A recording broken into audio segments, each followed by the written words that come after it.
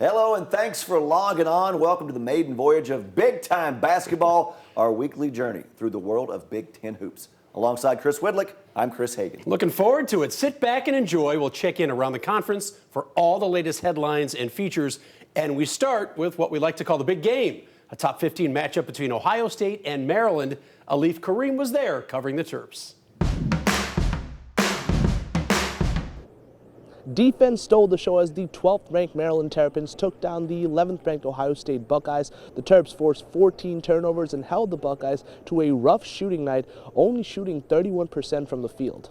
Maryland found itself in a hole early, trailing 8-0 at one point, but a couple key steals and going 7 for 11 from the three-point line in the first half helped the Terps notch a 28-22 lead at halftime. From there, it was their defense that got the job done in the second, something that the team is happy to rest their hats on. It's who we are right now, and we have some guys that aren't playing up to their ability offensively, but they're really doing some great things defensively for us. So we're hanging our hat on that. It's early. Got 16 games left in league play. Every game is going to be a battle, and hopefully we can just continue to grow offensively, as the season goes on. Up next for Maryland, a road battle this Friday against Iowa, who have not beaten the Terps since February of 2015. Reporting at the Xfinity Center, Alif Kareem, WDVM 25 Sports. Alif, thank you very much. And there you have it. The Terrapins win by 12, and the surprising recent struggles for the Buckeyes continues. For the Ohio State side, now let's check in with Jared Smalley. For Ohio State, January has become a rather unpleasant month, and not just for the weather. A year ago, Ohio State finished January 1-6. This January is not looking too much brighter, at least for now. The Buckeyes headed to Indiana Saturday, lacking one of their best players, certainly lacking late-game confidence of late. Ohio State falling to Maryland Tuesday night, 67-55. Ohio State shooting 18% from three-point range in that game. And the Bucks, with that loss, fall to 1-3 in Big Ten play. They've lost 3 straight overall. And they're playing at the moment without Kyle Young, who underwent an appendectomy a week ago Sunday. It is possible he could return in Bloomington, and the Buckeyes could desperately use his rebounding and toughness. But more than that, as a team, they need to rediscover their confidence. We're trying to do some things in practice where we're putting them in some of those situations, late games, and see if they can make or just coach them through making some of the right reads and some of the right plays, because they're going to come up for sure. If Ohio State's going to turn around its Big Ten fortunes, Indiana would be a good start. The Buckeyes won in Bloomington just last year. Next week, the Buckeyes host Nebraska and then go to Penn State. In Columbus for Big Time Basketball, I'm Jared Smalley. Well, thank you, Jared. Moving on, the biggest eye-opener of the conference resides in New Jersey, of all places, where Rutgers is enjoying an unexpected resurgence. Yeah, can our thing do the cool thing? I where wish it slides? would. Hey, the Scarlet Knights off to a 3-1 start in Big Ten play, surprising a lot of folks by knocking off 20th-ranked Penn State. I think we're finding our way. I think we're counting on our defense, which has been really, really good. I mean, they scored 61. I think they averaged 81.5 a game, and so we got that to count on. I thought our offense was okay in the first half. Obviously, start off 1 for 11. You don't want to start off a game for 1 for 11, but guys believing in each other and keep playing. Let's stay healthy. I think this team can keep growing too. I think, best basketball's ahead of us. There's a lot of season left, but I do appreciate the excitement and enthusiasm people have, but, it doesn't help us win a game. We got to play well, and we got to beat really good teams with great coaches, and you got to go on the road and win. You got to do a lot of things before you can start talking about, anything else. Certainly a great start. However, here's that 72-61 final score. And now Peter Terpstra has a look at things from the Nittany Lion perspective. Let me paint a picture for you. Penn State basketball has not made the NCAA tournament in 9 seasons. The team has not been ranked in the AP Top 25 since 1996. Now Penn State is winning and people are excited. So let's catch you up on the week. Last weekend, Penn State tripped to Philadelphia to play Iowa at the Palestra, a legendary basketball venue. It was a homecoming for Coach Pat Chambers and a number of the players, including leading scorer Lamar Stevens. They took down ranked Iowa 89-86 in a hot and stuffy gym. I felt like our depth really helped us, and it was nowhere near 81, and it was 120. the environment and just how loud the crowd gets and gets into it. And it's mainly only Penn State in the gym, just cheering straight, only for us. It's different. It's louder, it's more intense. So that was great. Now for the bad news. The team then took a trip to Jersey to play Rutgers on Tuesday, and the team got out-rebounded, and the team got outplayed, and Rutgers pulled the upset 72-61. So the loss to Rutgers, it seems sour, but Penn State is still on track to make the NCAA tournament, and that is the eventual goal. They're going to welcome Wisconsin in here coming up this weekend. And that's going to do it for your Penn State basketball report. Hey, thanks, Peter. Meanwhile, over at Nebraska, Fred Hoiberg, the latest coach trying to take the Cornhuskers to basketball's elite level. Yeah, he was there at Iowa State and the Chicago Bulls. Hoiberg and the Huskers hosting Iowa on Tuesday night. We like to call it Hoops in the Heartland, and it's the home team hanging on for a 76-70 win over the ranked Hawkeyes. For more on the Nebraska victory, here's KCAU TV's Jake Jones. Time to check in on the Nebraska Cornhuskers. It's been a long time since Big Red men's basketball beat Iowa in back-to-back games. And by a long time, I'm talking 50 years, the last time coming in 1970. Last year, Nebraska did close the season series with their border rivals on a 2-point win at Pinnacle Bank Arena on Tuesday, looking to do the same thing. The Huskers pull it off, too. 76-70 win over the rival Hawkeyes. They hold Iowa to 4 of 33 from behind the arc. That's just over 12%. 5 players in double figures, led by Thor with a career-high 17 and 9 rebounds. Freshman point guard Cam Mack, third performance of at least 10 assists in only 4 games of Big Ten play. Iowa's a heck of a team. You know, it's got a guy playing as well as anybody in the country right now, not just our league, I mean in the country, with Garza. And then Wieskamp's a load. I mean, he's as versatile as anybody in the Big Ten. And, you know, they've got role players that go out there and do exactly what they're supposed to do. So, you know, for us to bounce back against a really good team and get this one was important. Nebraska's next contest will come on Saturday when they travel to Northwestern, looking to get above 500 in Big Ten play with a win over the Wildcats.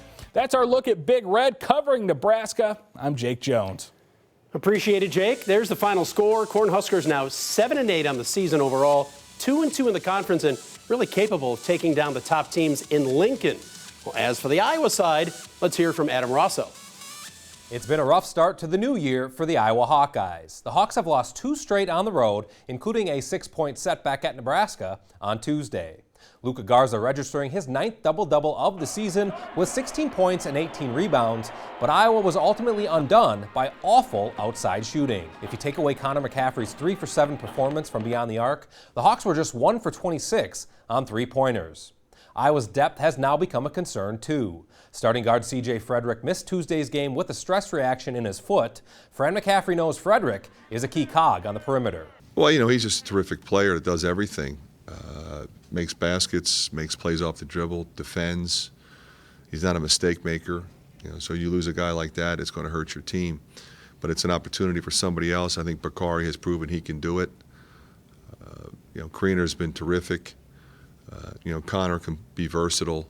Those guys then have to log more minutes, all of them. The Hawkeyes will play 3 of their next 4 games at home. Number 12 Maryland begins the stretch on Friday at Carver Hawkeye Arena. The Hawks dropped a 1-point decision to the Terps last season in Iowa City.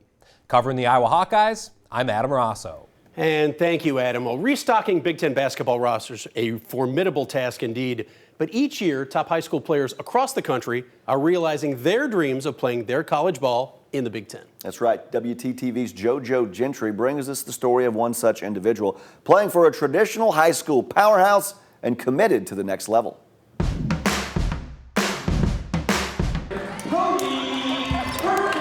Tony's one of those guys that coach wants. Tony Perkins is one of the best players in the state, coming off a 35-point performance last week. And he happens to be learning from one of the greatest high school coaches of all time. Lawrence North head coach Jack Kiefer has spent more than 4 decades with the program. Since 8th grade, I've been in this gym practicing with Kiefer and the older guys, and they've been showing me their leadership, so I just been all in. Well, he takes care of me. If somebody's mean to me, he steps between them. Kiefer is in his 44th season leading Lawrence North. He's just the second coach in Indiana's history to exceed 800 wins and puts Perkins in an elite category of players he's coached. He's an ultimate team man. He could probably score a lot more points each game, but he leads us in assists most of the time. And over the years, they've been lending a hand to each other. What's your relationship with him like? I'd say like father-son. Do you feel the same way? Yeah, he's probably the only one that's got enough nerve to correct me. Like I'll say something wrong, and I'll call a play, and it'll be wrong. I mean, it's just a wrong play. He says, "Coach, that's not what you mean, is it?" You're right, Tony. That's wrong. Watching and learning is a two-way street for this pair. In fact, Perkins could follow Kiefer's footsteps. He plans to major in sports education at Iowa. I'm really interested in learning in sports medicine and coaching and becoming a coach and trainer and helping other kids. Tony received a lot of interest from mid-majors in the state of Indiana and around the Hoosier State. Coach Kiefer, though, had a connection with an assistant at the University of Iowa, which guided his decision to be a Hawkeye next year. When I was down there, I had fun with the guys. They was talking about the plays, the roles, and everything, telling me how I would fit in. So I was like, oh yeah, I most definitely fit in. Fitting in means finding the right place. Kiefer granted Perkins the patience to find his way. We've had a lot of great players go through here, and he's right in their footsteps. From Lawrence North High School in Indianapolis, I'm JoJo Gentry. Hey, thanks, JoJo. You know, expectations are always high in Bloomington for IU's men's basketball team. Head coach Archie Miller now in his third season at the helm and facing possibly a make-or-break season. Yeah, I think you're right. Yet another season on the brink for the Hoosiers, so to speak. A squad still trying to find its identity. For more on IU, let's hear from WXIN's Dave Griffiths.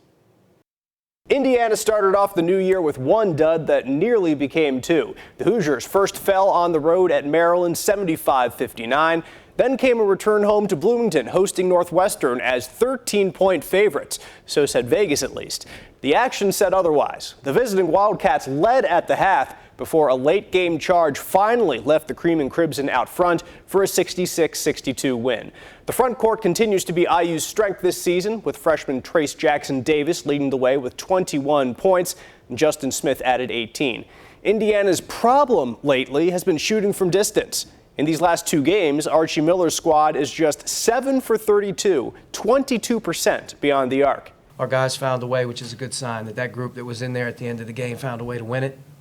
And, you know, we're going to take it, but very concerned with our group right now, just in terms of where our brains are, where our minds are, and what we're about.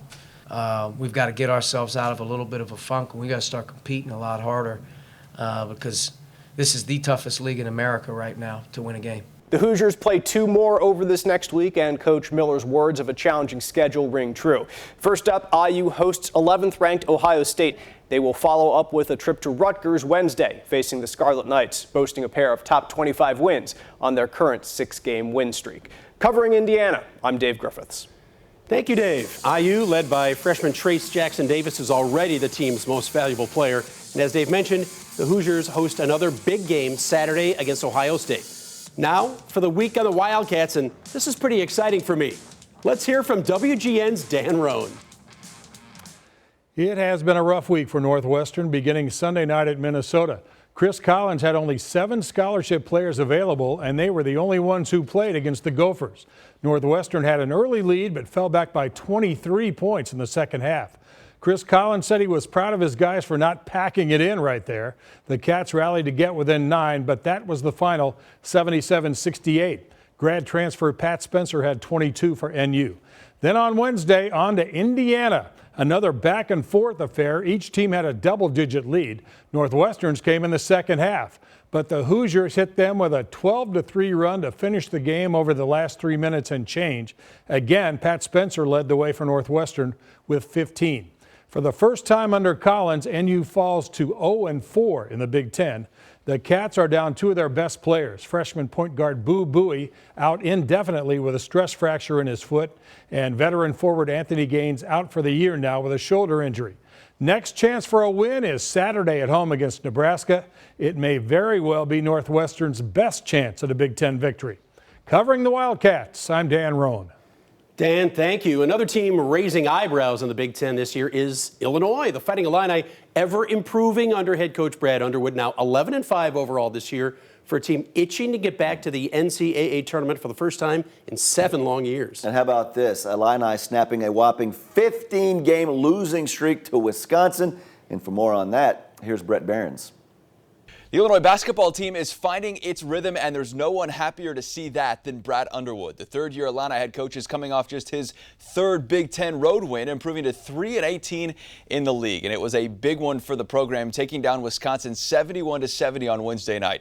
It's the first win over the Badgers in 9 years, snapping a 15-game losing streak in the series. Ayo Dosunmu-Shine, the sophomore guard, scored a team-high 18 points, playing all but 3 minutes. The Kohl Center has been a house of horrors for the program for so long. Illinois was 4-22 in Madison since 1991 coming into the game. It's a growing process. You don't rush success sometimes, and you have to go through some things, and you have to deal with some things, and these guys are bonded together, and there's connectivity, and I'm really, really happy for that, for those guys in that locker room. The win at Wisconsin followed a dominant 63-37 victory over Purdue on Sunday night. It was the first win over the Boilermakers in 4 years, and just another check mark for Underwood, who is trying to get his team back in the NCAA tournament for the first time since 2013. Illinois wraps up a 4-game, 10-day stretch hosting a resurgent Rutgers team Saturday morning. A win would keep them above 500 in league play, something they achieved for the first time since 2015 after beating Wisconsin.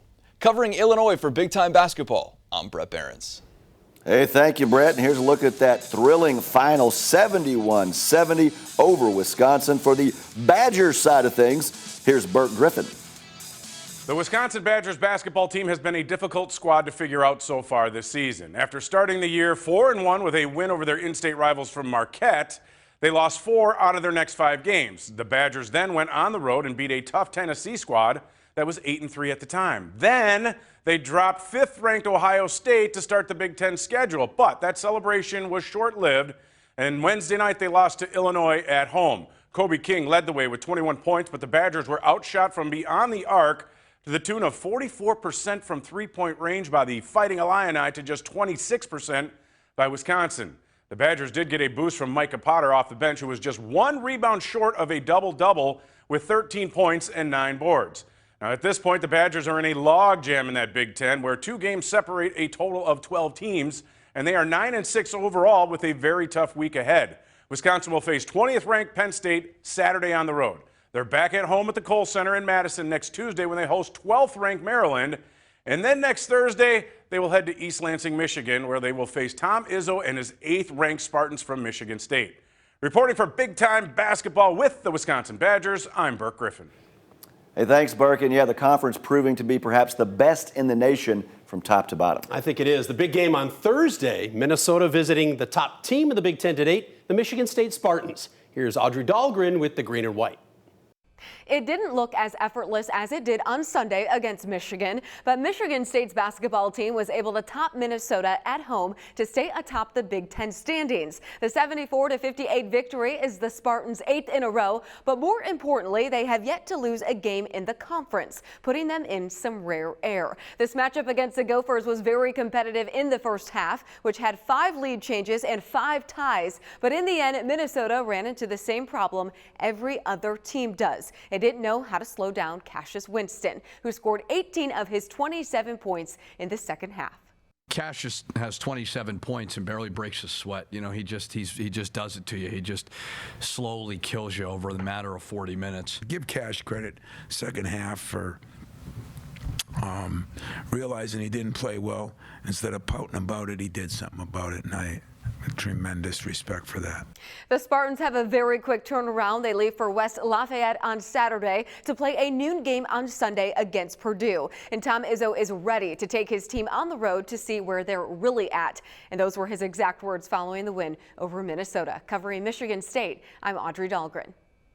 Minnesota put up a fight, but Sparty got it done at the Breslin Center 74-58. Here's Gopher head coach Richard Pitino.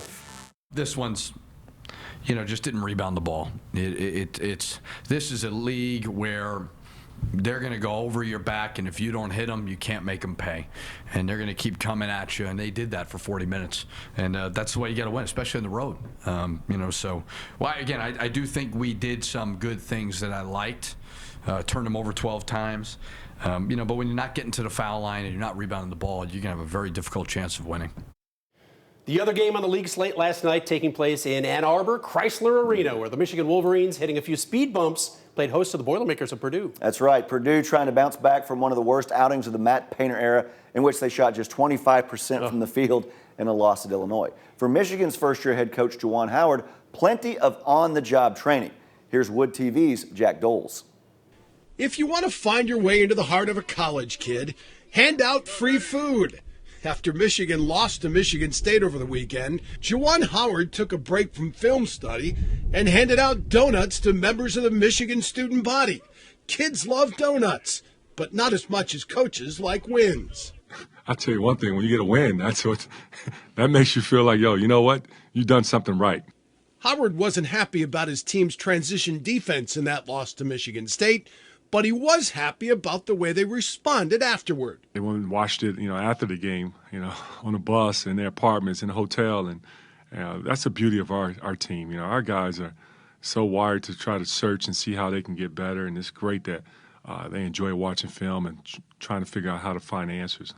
The one thing that'll help Michigan get back to winning is a healthy Isaiah Livers. He's been out with a groin injury since late December, and the Wolverines desperately need his athleticism. We're just praying that he continues to keep healing day by day, and which he is. He's improving day by day, and we're going to see how it goes from there.